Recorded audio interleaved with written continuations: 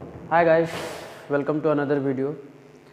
तो आज के इस वीडियो में हम अपने haloalkanes and haloarenes की सीरीज़ को आगे बढ़ाते हुए चलेंगे। अभी तक पिछले वीडियोस में हमने हैलो एल्केन्स के प्रिपरेशन मेथड और उनकी केमिकल प्रॉपर्टी देख ली थी। आज की इस वीडियो में हम लोग हैलो एरिन्स के बारे में समझने की कोशिश करेंगे और उसके प्रिपरेशन मेथड देखेंगे और फिर उसके बाद उसके केमिकल प्रॉपर्टी देखने की कोशिश करेंगे। तो आइए शुरू करते हैं आज का अपना सफ़र। हम लोग क्या पढ़ेंगे आज? Hello arenes.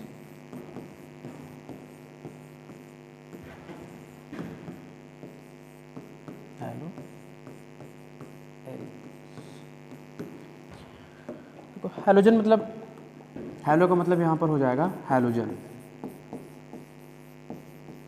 और एरिन्स का मतलब क्या है? Aromatic. Halogen fluorine, chlorine, bromine और आयोडीन। और एरोमेटिक में आपका सबसे पहला मेंबर क्या होता है? बेंजीन। क्लियर? इट मीन्स क्या हुआ कि बेंजीन पर इन चारों में से कोई एक एलिमेंट लग जाए, बेंजीन रिंग पर इन चारों में से कोई एक लग जाए तो क्या हो जाएगा? हमारा हैलो एरिन्स हो जाएगा। लाइक दैट, जैसे हमारे पास ये बेंजीन है, बेंजीन का फार्मूला क्या होता है? C6H6।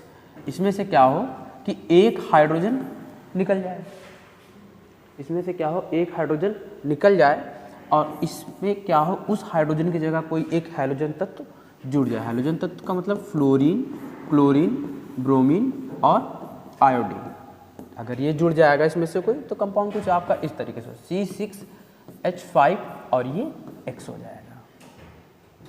क्लियर? अगर फिगर बनाने की बात करें तो इसका कुछ फिगर इस तरीके से बनेगा। ये आपका बेंजीन हो गया,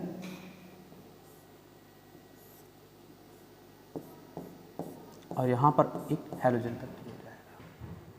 clear?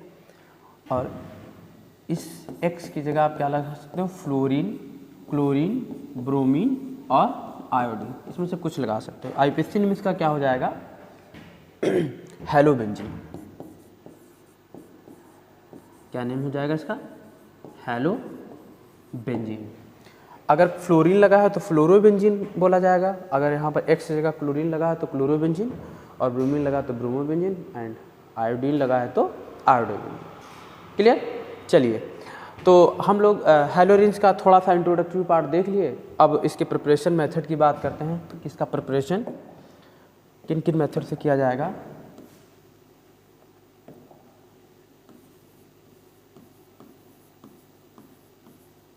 Preparation of hello Erin, मतलब हैलो एरिन का निर्माण।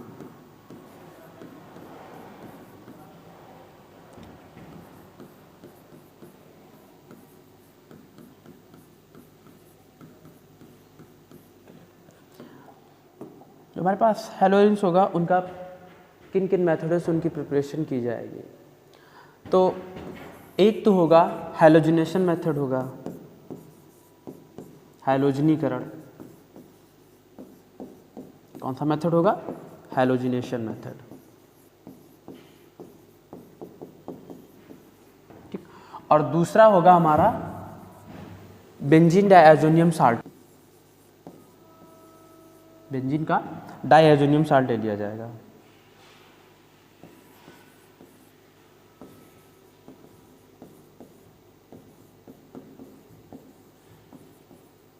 साल्ट ले लिया जाएगा। अब इसी साल्ट के रिगार्डिंग आप रिएक्शंस पढ़ोगे। एक होगा सैंडमेयर और दूसरा हो जाएगा गाटरमान।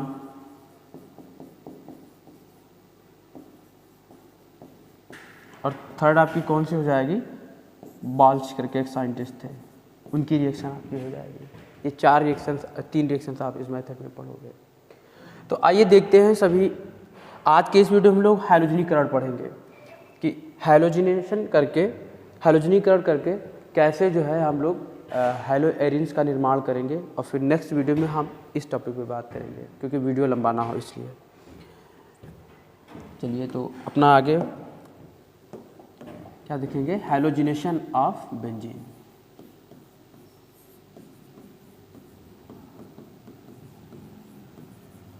Halogenation of benzene. अगर बेंजीन का हम हैलोजनीकरण करा दें तो हमको क्या मिल जाएगा? हैलोएरीन मिल जाएगा। क्या मिल जाएगा? हैलोएरीन मिल जाएगा। कैसे? चलिए आइए देखते हैं। देखिए आपके पास बेंजीन हो गया,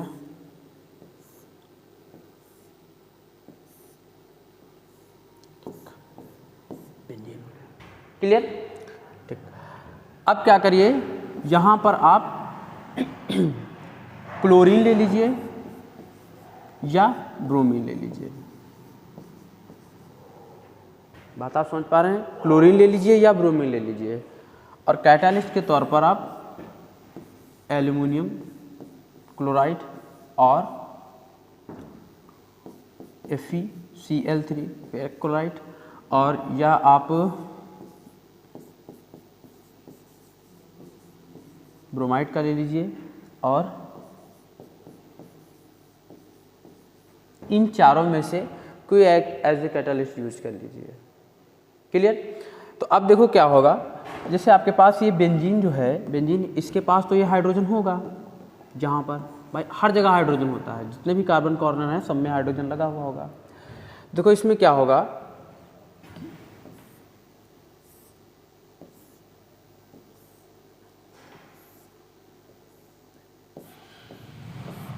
तो इसमें क्या होगा, जैसे आप क्लोरीन ले लिया, आपने क्लोरीन ले लिया, इसमें से कोई कैटालिस्ट एक ले लीजिए। एक क्लोरीन क्या होगा कि इस मतलब ये एक क्लोरीन यहाँ पर ऐड हो जाएगा इस हाइड्रोजन की जगह, ऐसे लग जाएगा, और ये H और ये एक क्लोरीन इसका बाहर हो जाएगा। क्लियर? और अगर आपने Br2 लिया हुआ है यहाँ पर, तो क्या हो जाएगा, इस Br2 की जगह Cl की जगह Br जुड़ जाएगा, और फिर HCl की जगह HBr बाहर हो जाएगा। क्लियर? और इसका नेम क्या हो जाएगा, अगर Cl लगा है तो क्लोरोबेंजीन, अगर ब्रोमीन लगा है तो ब्रोमोबेंजीन बन जाएगा। क्लियर? फिर से समझते हैं, ये आपके पास बेंजीन हो गया, यहाँ पर आप क्लोरीन ले सकते हैं या ब्रोमीन ले सकते हैं। क्लियर? आयोडीन नहीं लेंगे। अगर हम आयोडीन यहाँ पर ले लेंगे तो रिएक्शंस कैसी हो जाएगी, रिवर्सिबल हो जाएगी, क्योंकि यहाँ पर जो HI निकलेगा वो स्ट्रॉन्ग रिड्यूसिंग एजेंट होगा। क्लियर? तो ये रिएक्शन कैसी हो जाएगी, रिवर्सिबल हो जाएगी। फिर उसको रिवर्सिबल ना होने से बचाने के लिए हमको क्या करना पड़ेगा कि स्ट्रॉन्ग ऑक्सीडाइजिंग एजेंट लेना पड़ेगा। ठीक? और यहाँ पर फ्लोरीन नहीं ले सकते हैं। अगर हम इस पार्टिकुलर रिएक्शन में बात करें, आयोडीन ले लेंगे, अगर आयोडीन ले ली यहाँ पर, तो रिएक्शन क्या हो जाएगी, रिवर्सिबल हो जाएगी।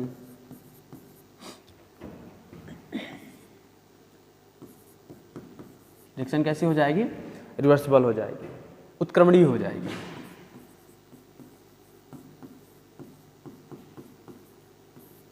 क्लियर? और अगर आपने यहाँ पर फ्लोरीन ले लिया, फ्लोरीन भी नहीं लिया जाएगा, अगर आपने यहाँ पे फ्लोरीन ले लिया तो क्या हो जाएगा, एक्सप्लोजिव रिएक्शन हो जाएगी। रिएक्शन कैसी हो जाएगी, एक्सप्लोजिव हो जाएगी, मतलब हीट बहुत ज़्यादा रिलीज होगी तो एक ब्लास्ट टाइप में होने की संभावना रहेगी, क्योंकि फ्लोरीन की इलेक्ट्रॉन एफिनिटी टुवर्ड्स हाइड्रोजन बहुत ज़्यादा होती है। बात समझ में आई? तो इसीलिए रिएक्शन कैसी हो जाएगी, विस्फोटक हो जाएगी, विस्फोट हो जाएगा। क्लियर? तो आप जब हैलोजिनेशन करा रहे होंगे तो हैलोजिनेशन में क्या आप या तो क्लोरीन ले लीजिए या तो ब्रोमीन ले लीजिए। क्लोरीन ले लेंगे तो क्लोरोबेंजीन, ब्रोमीन ले लेंगे तो ब्रोमोबेंजीन मिल जाएगा।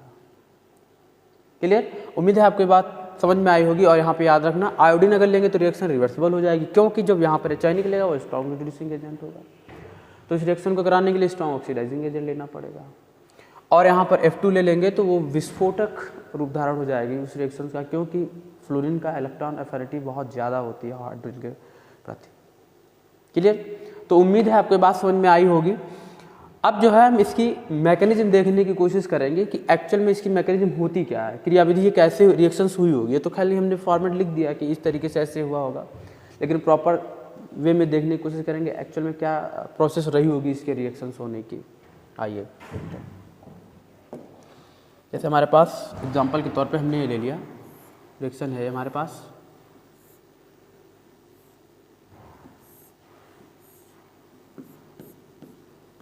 ये हमारे पास क्लोरीन यहाँ पर बेंजीन था और हमने फिर क्लोरीन ले लिया था और जो है यहाँ पर कैटालिस्ट के तौर पे FeCl3 हमने यूज़ कर लिया। तब क्या हुआ था,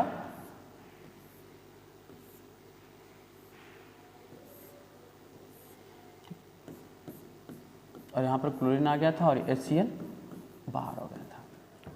क्लियर। अब इसकी हम लोग मैकेनिज्म देखने की कोशिश करेंगे कि मैकेनिज्म क्या प्रोसेस रहा होगा, क्रियाविधि।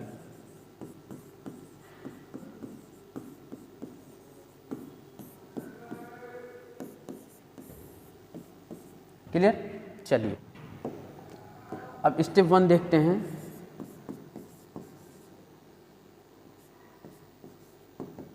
स्टेप 1 में क्या रहा होगा, फॉर्मेशन ऑफ इलेक्ट्रोफाइल।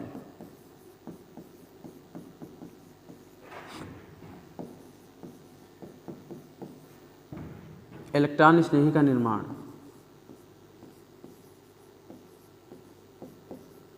इलेक्ट्रॉन स्नेही का निर्माण।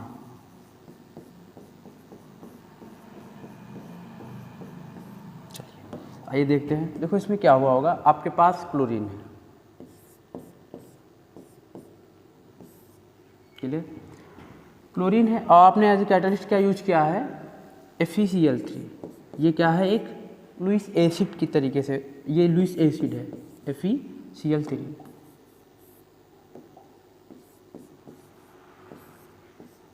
क्लियर।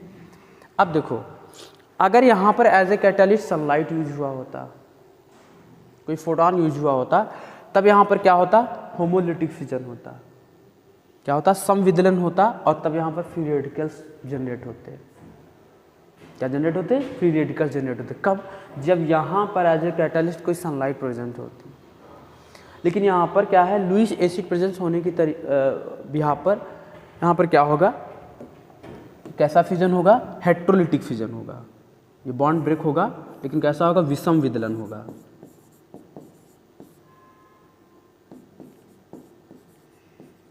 विषम विदलन होगा, हेट्रोलिटिक।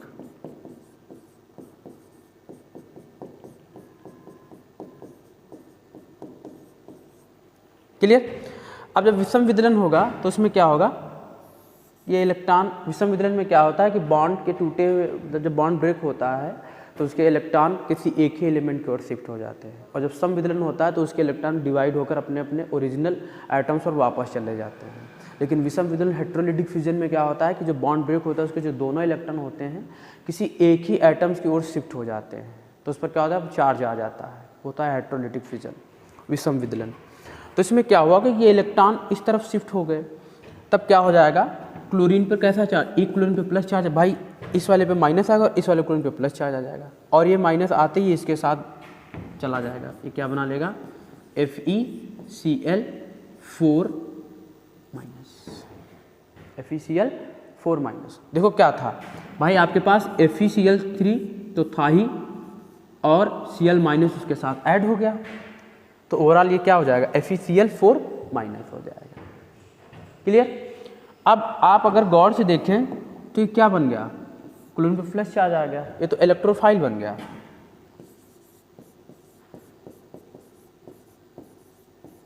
ये क्या है, इलेक्ट्रोफाइल बन गया। और इसको देखा जाए ये क्या है, न्यूक्लियोफाइल है। ये क्या है, न्यूक्लियोफाइल। क्लियर। ठीक, ये आपके पास क्या बन गया, इलेक्ट्रोफाइल बन गया। देखो फर्स्ट स्टेप हमारा यही तो बोला था, फॉर्मेशन ऑफ इलेक्ट्रोफाइल, इलेक्ट्रोफाइल का निर्माण होगा। देखो फर्स्ट स्टेप में क्या हो रहा है, जो इलेक्ट्रोफाइल है उसी के जनरेशन हो रहा है, जनरेट हो रहा है। ठीक, अब हम अपने दूसरे स्टेप में देखते हैं क्या होगा, स्टेप 2।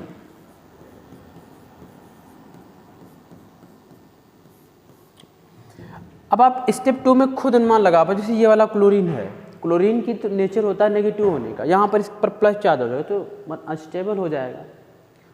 ये अपना इलेक्ट्रॉन कवर करने के लिए कहाँ पर अटैक करेगा, न्यूक्लियोफाइल पर अटैक करेगा। ये इलेक्ट्रोफाइल है, ये अटैक वहाँ पर करेगा न्यूक्लियोफाइल, इट मीन जहाँ पर इलेक्ट्रॉन डेंसिटी ज़्यादा होगी, इलेक्ट्रॉन डेंसिटी ज़्यादा होगी। और एक बात याद रखना, कोई भी आपके पास ऐसा ऑर्गेनिक कंपाउंड है जिसमें डुअल बॉन्ड है, कोई भी आपके पास एक ऐसा ऑर्गेनिक कंपाउंड है जहाँ वो जिसमें डुअल बॉन्ड है, तो 90% केसेस में 90% क्या ये बात सत्य है कि वो न्यूक्लियोफाइल ही होगा, क्योंकि वहाँ पर इलेक्ट्रॉन डेंसिटी ऑलरेडी ज़्यादा होती है, डुअल बॉन्ड है, पाई इलेक्ट्रॉन है, वो मूवेबल होते हैं।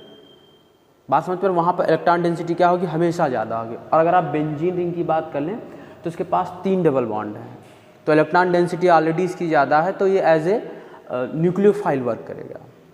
बात समझ पा रहे हो कैसा वर्क करेगा, न्यूक्लियोफाइल। तब देखो क्या होगा, दूसरे स्टेप को हम क्या लिख सकते हैं, अटैक ऑफ इलेक्ट्रोफाइल। इलेक्ट्रोफाइल जो होगा वो अटैक करेगा किस पर, ऑन बेंजीन। जो बेंजीन है उसके ऊपर ये अटैक करेगा। अब अटैक करते ही देखो क्या बनेगा, ये जैसे बेंजीन हो गई हमारी,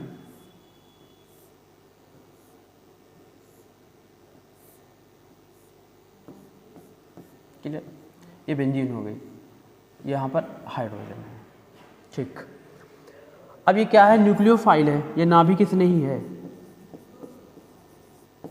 क्या है, नाभिक स्नेही है, न्यूक्लियोफाइल।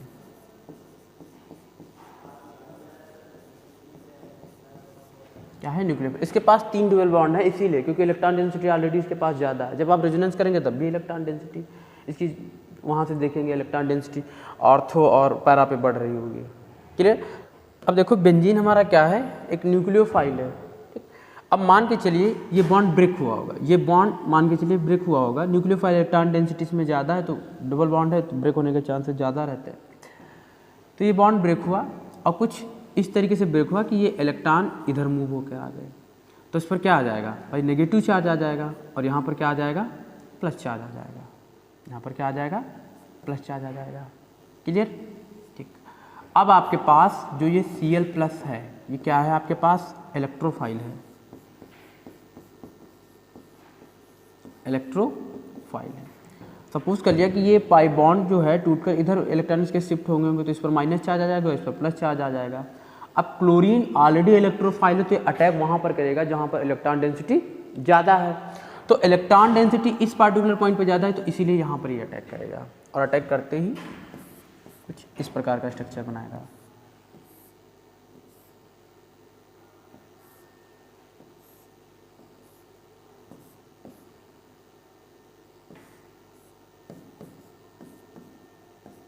क्या आ जाएगा, प्लस चार्ज आ जाएगा, ठीक। और इस कंपाउंड, ये कार्बोकैटायन बन गया,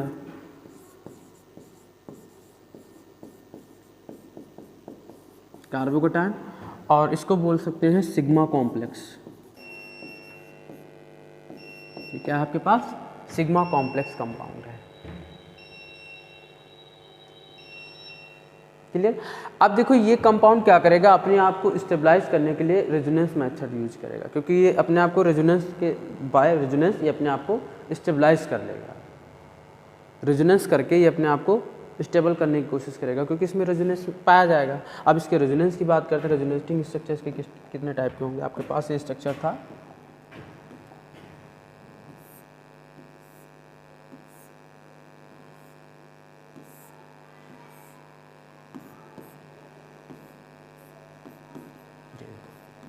इस पर प्लस चार्ज था।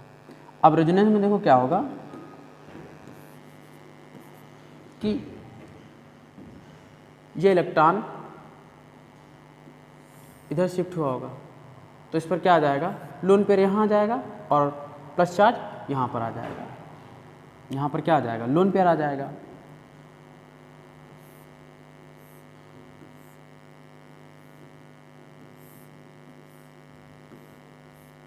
हो गया H, हो गया C। देखो यहाँ पर इलेक्ट्रॉन शिफ्ट हो गया, इधर आ गया, तो इस वाले पे कार्बन पे क्या आ जाएगा, प्लस चार्ज आ जाएगा। यहाँ पर लोन पर इसके बीच क्या हो जाएगा, बॉन्ड बन जाएगा, और ये वाला बॉन्ड तो एज इट इज वैसे था ही, क्लियर। अब अगले स्टेप में क्या होगा, अब ये डुअल बॉन्ड बचा, इसको रोटेट कराना है, तो ये रोटेट होकर क्या होगा, इस डायरेक्शन में आ जाएगा, सॉरी, इसका जो है इस वाले कार्बन की तरफ इसके इलेक्ट्रॉन शिफ्ट हो जाएंगे, तो इस पर लोन पेयर आ जाएगा, इस वाले पे क्या आ जाएगा, इस वाले कार्बन पे प्लस चार्ज आ जाएगा,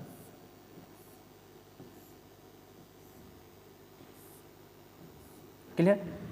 ये क्या हो जाएगा भाई, ये लोन पेयर यहाँ आ जाएगा, ठीक, ये लोन पर प्लस, इसके पीछे फिर बॉन्ड बन जाएगा और यहाँ पर क्या आ जाएगा, प्लस चार्ज आ जाएगा और कुछ इस तरीके का स्ट्रक्चर बना लेगा और यहाँ पर ये ऐसे बॉन्ड हो जाएगा। क्लियर? ये क्या है, रेजोनेटिंग स्ट्रक्चर है।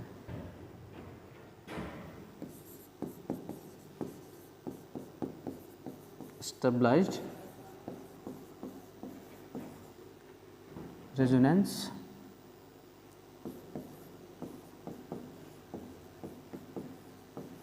ये वो रेजोनेंस स्ट्रक्चर हैं जो इस कंपाउंड को, सिग्मा कॉम्प्लेक्स कंपाउंड को या कार्बोकैटायन को स्टेबिलिटी प्रोवाइड करेंगे। इन्हीं अब इसका अगर हाइब्रिड कंपाउंड बनाने की कोशिश करें तो कुछ इस तरीके से बनेगा। हाइब्रिड कंपाउंड मीन्स आप सीधी सपाट सी बात ये है कि जितने भी रेजोनेंस स्ट्रक्चर हैं उन सब में जो भी हुआ है एक ही फिगर में प्रेजेंट करने की कोशिश की जाए। जैसे यहाँ पर देखो HCl तो लगा ही हुआ था, यहाँ पर H लगा हुआ, यहाँ पर Cl लगा। सबसे पहले स्ट्रक्चर में देखें यहाँ पर प्लस चार्ज था तो हम क्या लगा देंगे, डेल्टा प्लस चार्ज लगा देंगे। फिर यहाँ पर प्लस चार्ज आया तो यहाँ पर हमने डेल्टा प्लस चार्ज लगा दिया और फिर इस पोजीशन में प्लस चार्ज आया तो हमने क्या किया, इस पोजीशन पे भी प्लस चार्ज लगा दिया। फिर से देखो यहाँ पर प्लस चार्ज था तो हमने इस वाले कॉम्प्लेक्स कंपाउंड में यहाँ पर लगा दिया। फिर इस पोजीशन में प्लस चार्ज आया तो हमने भी इस पोजीशन पे प्लस चार्ज लगा दिया और फिर इस वाली पोजीशन पे चार्ज आया तो हमने इस वाली पोजीशन में चार्ज लगा दिया। क्लियर? पार्शियली दिखाएंगे। ठीक, अब डुअल बॉन्ड का देख लेते हैं। इस पोजीशन पे डुअल बॉन्ड है तो हम क्या करेंगे, ये देखो पार्शियली दिखा देंगे डुअल बॉन्ड। ठीक, कॉम्प्लेक्स वो हाइब्रिड कंपाउंड बना रहे हैं। फिर उसके बाद देखा कि इस वाली पोजीशन पे भी एक डुअल बॉन्ड है तो हमने क्या किया, ये देखो कुछ इस तरीके से डुअल बॉन्ड बना दिया। फिर उसके बाद देखा कि इस वाले फिगर में इस पोजीशन पे भी डुअल बॉन्ड है, क्योंकि इस वाली पोजीशन पे तो उसको तो हम पहले ही दिखा चुके हैं, तो इस वाली पोजीशन पे है तो हमने इस वाली पोजीशन पे भी डुअल बॉन्ड प्रेजेंट कर दिया। क्लियर? ठीक, और फिर नेक्स्ट फिगर में देखा तो यहाँ इस पोजीशन पे भी है, ये इसका क्या बन गया, हाइब्रिड स्ट्रक्चर।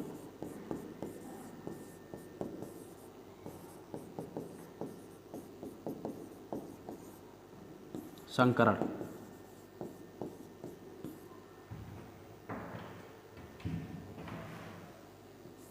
संकरण। क्लियर? ये संकरण स्ट्रक्चर इसका बन गया, तो इससे देख पा रहे हैं। तो क्या करेगा, ये वाला जो फिगर था, ये सिग्मा कॉम्प्लेक्स कंपाउंड जो था कार्बोकैटायन बना था, ये अपने आप को रेजोनेंस के द्वारा स्टेबलाइज कर देगा।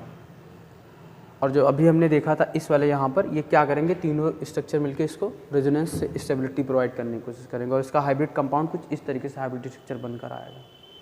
क्लियर? तो अब देखो ये थर्ड स्टेप में क्या होगा, इसका थर्ड स्टेप देखते हैं। इस मैकेनिज्म का लास्ट और थर्ड स्टेप क्या बचेगा उसको देखते हैं।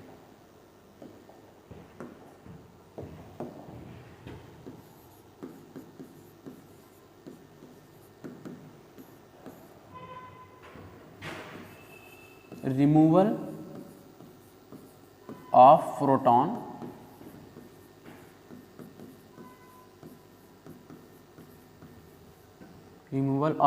From carbocation. जो हमारे पास कार्बो धनायन है उसमें से प्रोटॉन क्या हो जाएगा, निष्कासित हो जाएगा। वो क्यों होगा, अब एक चीज़ समझिए यहाँ पर पिछले वाले मैकेनिज्म में, जैसे हमारे पास यहाँ पर फर्स्ट स्टेप में देखो इलेक्ट्रोफाइल बना था और यहाँ पर न्यूक्लियोफाइल बना था। एक बात और याद रखिएगा मैकेनिज्म करते वक्त, ये बात आप हमेशा याद रखिएगा कि अगर आप कहीं पर इलेक्ट्रोफाइल और न्यूक्लियोफाइल बन रहे हैं तो दोनों ही अटैक करेंगे पार्टिकुलर कंपाउंड पे। इलेक्ट्रोफाइल भी अटैक करेगा और न्यूक्लियोफाइल भी अटैक करेगा, लेकिन पार्टिकुलर उस रिएक्शन का नाम उस रिएजेंट के नाम पर रखा जाएगा जिसने पहले अटैक किया होगा। अगर पहले इलेक्ट्रोफाइल अटैक करता है तो उसको इलेक्ट्रोफाइल एडिशन रिएक्शन बोल देते हैं, अगर न्यूक्लियोफाइल अटैक करता है उसको तो न्यूक्लियोफाइल एडिशन रिएक्शन बोल देते हैं। तो यहाँ पर देखा जाए सबसे पहले इलेक्ट्रोफाइल ने अटैक किया था तो क्या इसको बोला जाएगा, इलेक्ट्रोफाइल एडिशन रिएक्शन बोला जाएगा। तो यहाँ पर इलेक्ट्रोफाइल एडिशन रिएक्शन में क्या बनता है, कार्बोकैटायन बनता है। अगर न्यूक्लियोफाइल अटैक करता, न्यूक्लियोफाइल एडिशन रिएक्शन में क्या होता है, कार्बो अनायन बनता है। क्लियर? ठीक है, उम्मीद है आपके बात समझ में आई होगी। तो यहाँ पर देखो इलेक्ट्रोफाइल का तो हमने अटैक करा दिया, लेकिन अभी न्यूक्लियोफाइल का अटैक करना बाकी है। जब ये न्यूक्लियोफाइल अटैक करेगा तो एक प्रोटॉन बाहर हो जाएगा। चलिए देखते हैं। देखो अब इसमें क्या होगा, जैसे हमारे पास ये कार्बोकेटायन तक कंपाउंड बनकर आया था।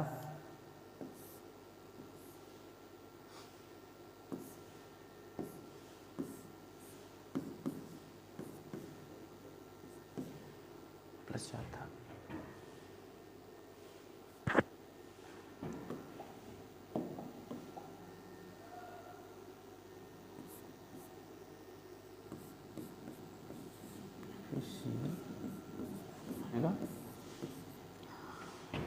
ये जो है इसका रिमूवल हो जाएगा बॉन्ड, यहाँ से ब्रेक होगा ये, और ये क्या हो जाएगा, जब ये बॉन्ड इलेक्ट्रॉन जो होंगे इस कार्बन के और इस हाइड्रोजन के शिफ्ट हो जाएंगे तो इस पर क्या आ जाएगा, प्लस चार्ज आ जाएगा। इस पर क्या आ जाएगा, प्लस चार्ज आ जाएगा, और इसमें से यही प्लस चार्ज रिमूव हो जाएगा। इसमें जैसे जब ये प्लस चार्ज रिमूव हो रहा होगा तो यही FeCl3 माइनस, सॉरी FeCl, देखो ये FeCl3 और Cl माइनस था, और यहीं पर जब ये रिमूव होकर H प्लस आ जाएगा, ये वाला जब H प्लस रिमूव होकर यहाँ पर आ जाएगा तो ये क्या बना लेगा, HCl बना लेगा ये, और ये बचा क्या है, FeCl3 बचा है। ये क्या बचा है, FeCl3, और अब हमारे पास बचेगा क्या, ये कंपाउंड बचेगा।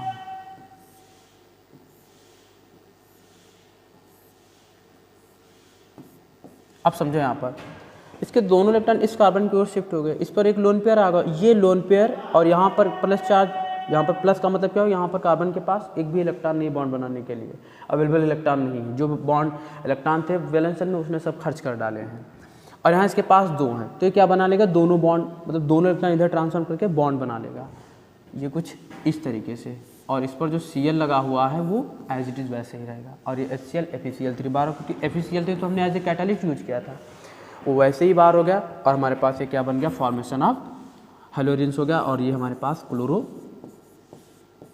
बेंजीन, क्या बन गया, क्लोरोबेंजीन बन गया। क्लियर, उम्मीद है आपको ये बात समझ में आई होगी। और ये रिएक्शन क्या होगी, फास्ट होगी, ये वाला स्टेप जो होगा फास्ट होगा, और फर्स्ट नहीं, जो सेकेंड स्टेप होगा ये वाला, ये कैसा होगा, स्लो होगा, स्लो स्टेप होगा, और RDS रेट डिटरमाइनिंग स्टेप होगा। जो स्लो स्टेप होता है उसी से रेट डिटरमाइन करते हैं, उसके कंसंट्रेशन जो होते हैं ओवरऑल रिएक्शन रेट पर फ़र्क डालते हैं। क्लियर, और यहाँ पर जो फास्ट स्टेप हुआ है इसका कोई भी कंसंट्रेशन रेट ऑफ रिएक्शन पे इम्पैक्ट नहीं डालेगा। क्लियर, ठीक, उम्मीद है आपको बात समझ में आई होगी। अगर अब हम इस मैकेनिज्म से ओवरऑल कंक्लूजन निकालने की कोशिश करें कि ओवरऑल कंक्लूजन क्या निकल के आएगा, तो फर्स्ट कंक्लूजन आपको तो ये याद रखना है कि ये रिएक्शन क्या होगी, halogenation of benzene. Halogenation of benzene is a electrophile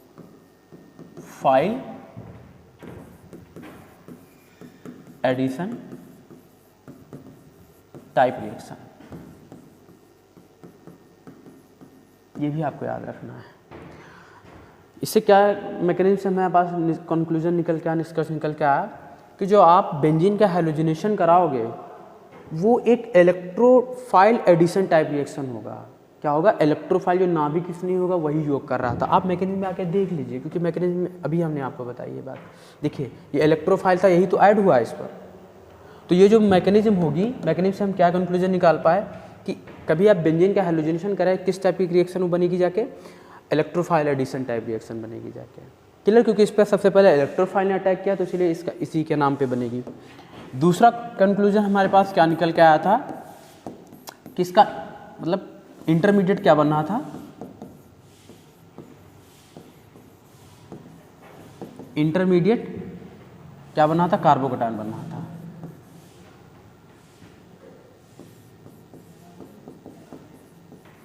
कार्बोधनायन,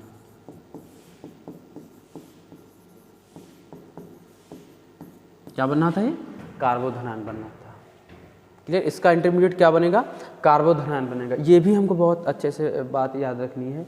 और वो जो कार्बोधनायन होगा वो कैसे स्टेबलाइज होगा, बाय रेजोनेंस, वो अपने आप को रेजोनेंस के द्वारा स्टेबलाइज कर लेगा। क्लियर, बात समझ में आई। चलिए और हम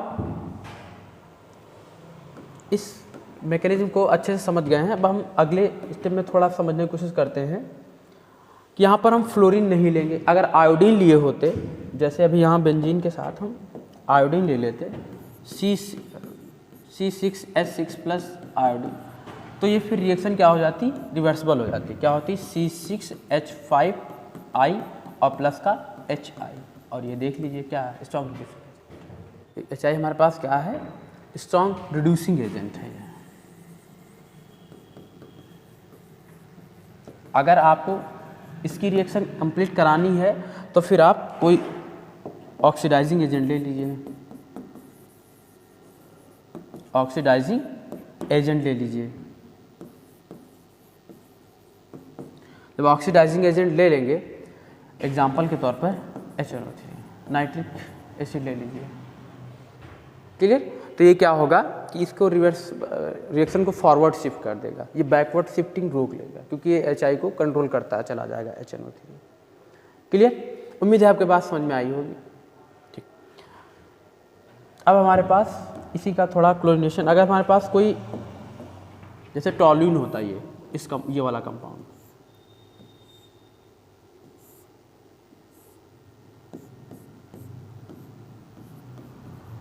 हमारे पास टॉल्यून है, अगर इसका हम क्लोरीनेशन कराते, इसका हम क्लोरीनेशन कराते, तब देखो क्या होता है, ये कुछ इस तरीके से कंपाउंड बनाता।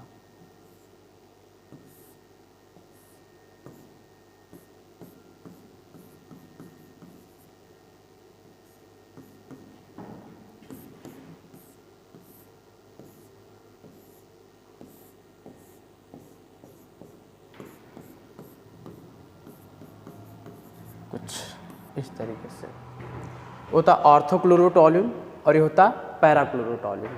इस तरीके का मिक्सचर कंपाउंड बनाता। कौन सा? ऑर्थोक्लोरोटोल्यून और पैराक्लोरोटोल्यून। ये इसका दोनों का क्या बनता, मिक्सचर बनता।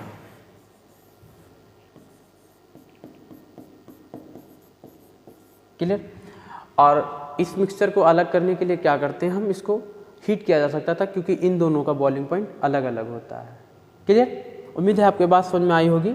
तो हेलोजिनेशन ऑफ बेंजीन में इतना ही रखते हैं आज के लिए, और अगले वीडियो में लेकर आएंगे हम लोग जो हमारे पास डायज़ोनियम साल्ट होगा बेंजीन का, उसकी रिएक्शंस कराएंगे, मतलब उससे हेलोजिनेशन, मतलब जो हमारे पास बेंजीन डायज़ोनियम साल्ट होगा, बेंजीन डायज़ोनियम साल्ट, उसमें क्या करेंगे, उससे हम जो है हैलोएरिन्स के निर्माण की प्रोसेस देखेंगे, और उसमें कौन सी सैंड में नेम्ड रिएक्शंस आएंगी, सैंड मेयर, गाटरमान, इस टाइप की रिएक्शंस आएंगे। तो आज के लिए इस वीडियो में इतना ही, मिलते हैं अपने अगले वीडियो में। उम्मीद है आपको इसमें बहुत कुछ समझ में आया होगा, और अपना फीडबैक हमें कमेंट सेक्शन में ज़रूर देते रहें। बेस्ट ऑफ लक एंड जय हिंद।